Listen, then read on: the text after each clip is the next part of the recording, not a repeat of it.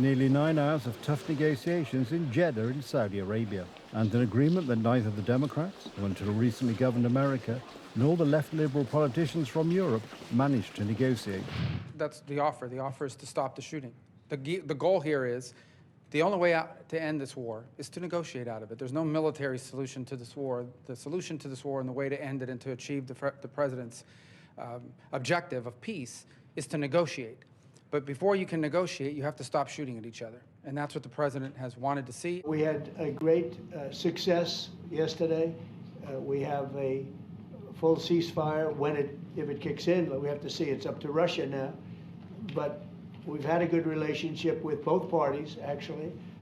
The United States leader, through his closest aide, Secretary of State Marco Rubio, and National Security Advisor Mike Waltz, has proposed an immediate ceasefire that includes not only a refrain from drone attacks, but a complete ceasefire, for now on a trial basis for 30 days. I would like to thank President Trump for his constructive stance. The Americans are proposing a complete ceasefire for 30 days. We are able to accept this if the American administration convinces Russia to do so. The Ukrainian delegation today made something very clear, that they share President Trump's vision for peace. They share his determination to end the fighting, to end the killing, to end the tragic kind of meat grinder of people and national treasure that's happening on the front in Ukraine. Washington has a generous offer for Ukraine. Kyiv will again receive American intelligence. The Americans will also resume arms deliveries to the front. Missiles for the Patriot anti-aircraft system, electronic warfare system and parts for F-16 aircraft, ammunition for HIMARS kits, or at least other types of minor assortment.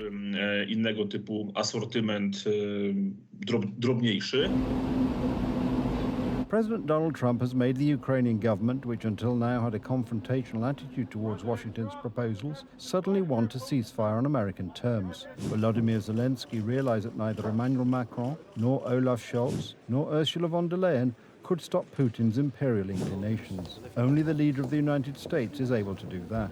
But very importantly, and I said it, Ukraine, ceasefire, Ukraine, ceasefire, just agreed to a little while ago. Now we have to go to Russia and hopefully President Putin will agree to that also, and we can get this show on the road. We can get this horrible war where 2,000-3,000 soldiers a week, every week, 2,000, 3,000, 4,000 sometimes. I get the reports, and they're not American soldiers. They're Ukrainian and they're Russian. But people are being killed outside of that. People are being killed in the cities as things explode throughout the cities, and we want to get that war over with. Without a doubt, this is a success for Donald Trump. With that said, of course, the key question is how Russia will behave and how much pressure Donald Trump and his administration will be willing to exert on Vladimir Putin. Now all that remains is for Russia to agree on the terms of the ceasefire. Tomorrow, US Delegate Steve Witkoff will fly to Moscow, and later this week Donald Trump will speak to Vladimir Putin by telephone. The Russians have already, through diplomatic channels, received word that America expects them to conclude a ceasefire with Ukraine, exchange prisoners of war, and release forcibly displaced Ukrainian children. Russia needs to say very clearly, they want peace or not.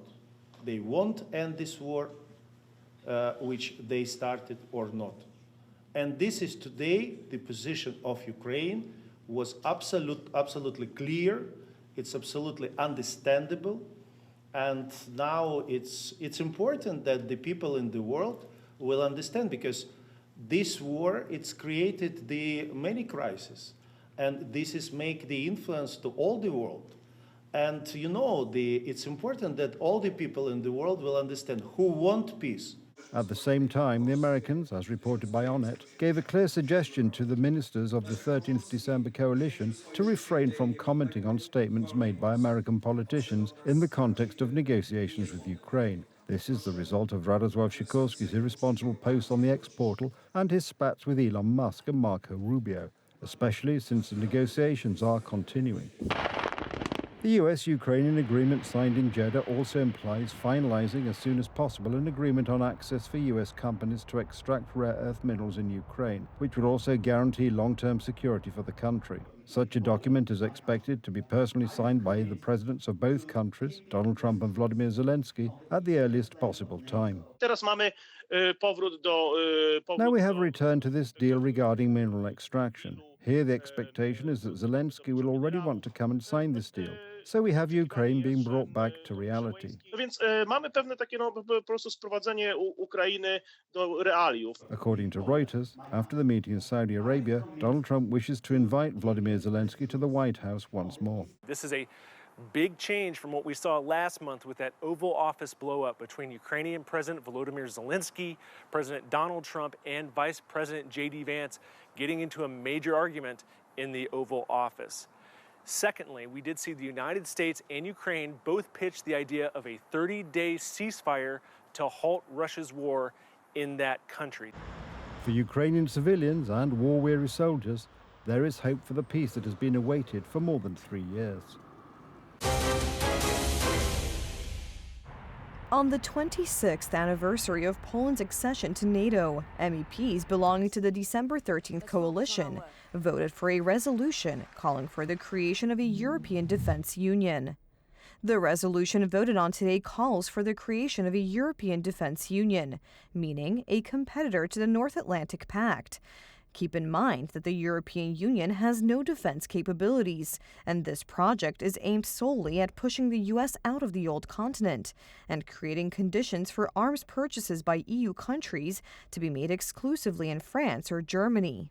This seems to be a further continuation of the recent progressive attempts to push the United States out of Europe, as the following has been said during the election campaign by the leader of the German CDU, Friedrich Merz, who is projected to become the next German chancellor. For me, the absolute priority will be to strengthen Europe to achieve step-by-step independence from the United States. It is known that Trump is concerned about this German game related to the fact that Germany wants to open up to China. The United States needs a guarantor in the form of Poland, which will interrupt or isolate this kind of logic. Hence the recent anti-American moves in the European Union, which can be interpreted as attempts to change alliances.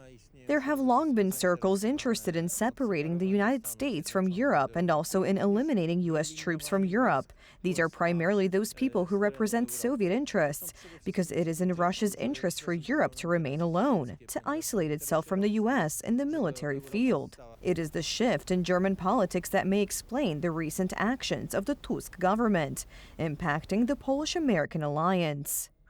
The United States is interested in increasing the strength of the Polish state. To put it briefly, the Germans are not, and the Russians are not. And it seems that the current ruling government is betting on those whose goal is to weaken the Polish state.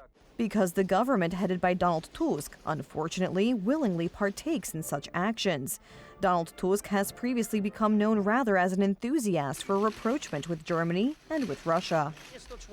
This is a man who is really oriented toward conflict with the U.S. administration, not because he came up with it, but because it is a piece of the larger puzzle of this German-French game, and he has consistently aligned himself with this, and is ready to make Poland suffer the consequences for it. Therefore, the recent posts targeting the U.S., made by Radosław Sikorski or Roman Giertych, may be a broader picture of the policy of programmatically pushing the largest power in NATO, the United States, out of Europe.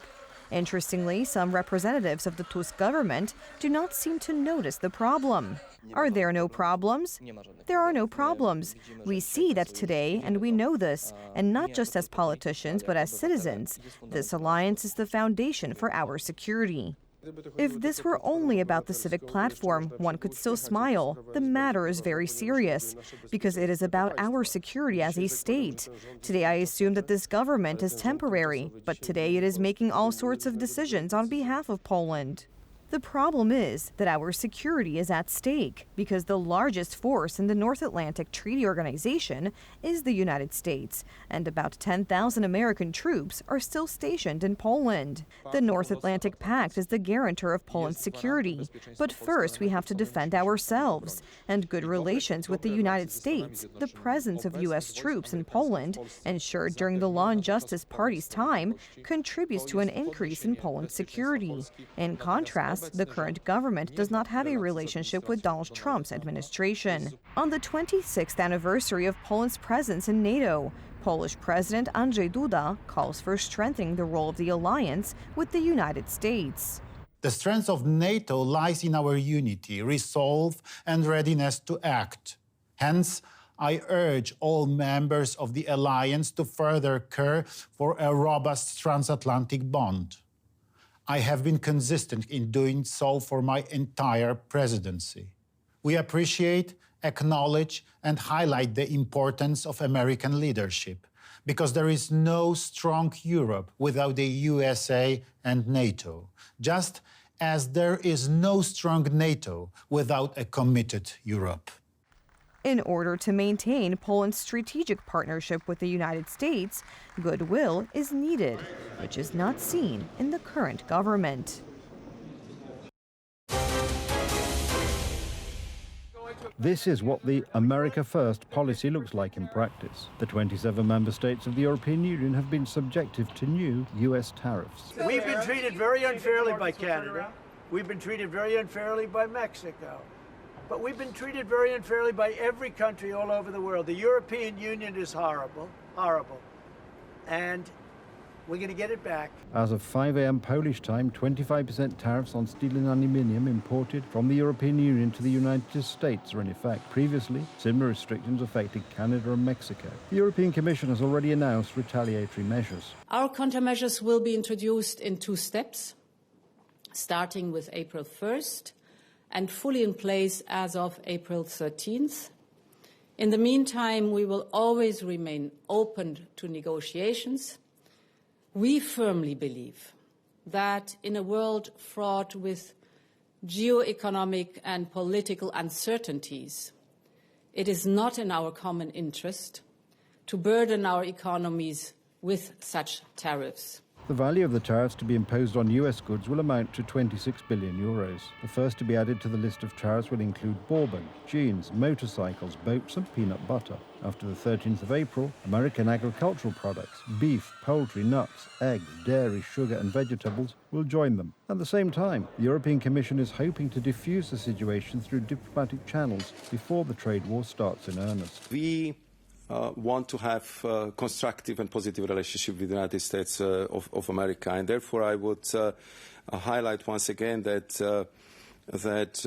our doors are opened for constructive engagement. We are absolutely convinced that no one wins from tariffs. Economists point out that the United States has been losing out on existing trade terms, mainly due to European Union's VAT.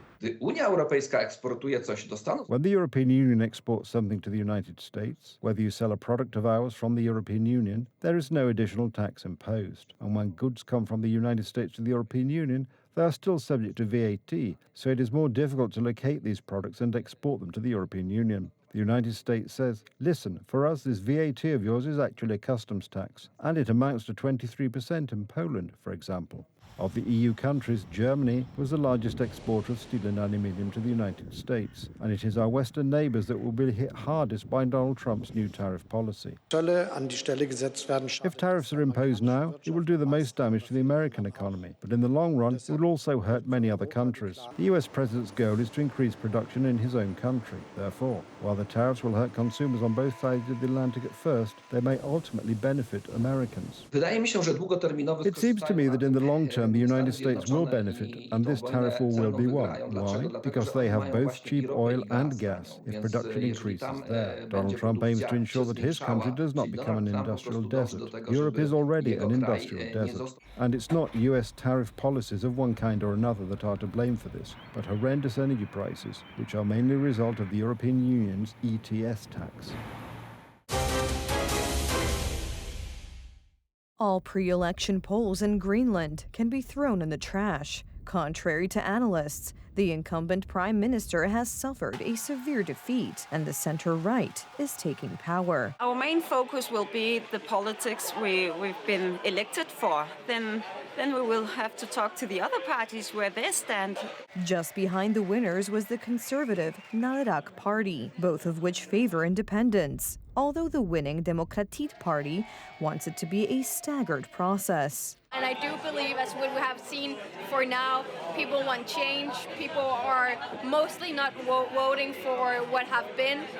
So no matter what kind of government that's created tomorrow, I do hope solemnly that it will be for the better and for a change that people want to see. As analysts note, the Demokratit are a pro-business party, hence Greenland's almost certain opening to foreign corporations. Also, it has been one of the major points from Demokratit that they should make life easier for not only new companies but also existing companies, focusing more on making life easier for companies to sort of expand the economic potentials of Greenland. Global interest in the frigid island exploded at the turn of the year. That's when Greenland came to the attention of U.S. President Donald Trump, pointing out that the island was crucial to American security. Since then, he has repeatedly argued that Greenland should seek a path to independence and move closer to the United States. We strongly support your right to determine your own future.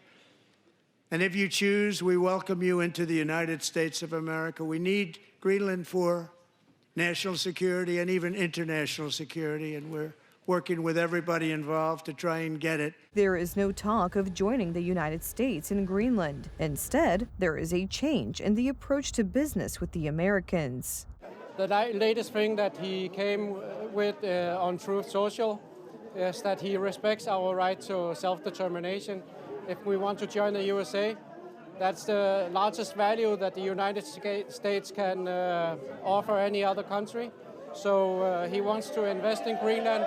He's absolutely welcome to do that. Greenland, rich in natural resources, has been on the radar of Moscow and Beijing for years. However, attempts to enter the market there on a full scale have ended in failure. The invitation to the Americans should therefore be seen not only as pure business, but also as defining the sphere of influence the island wants to belong to.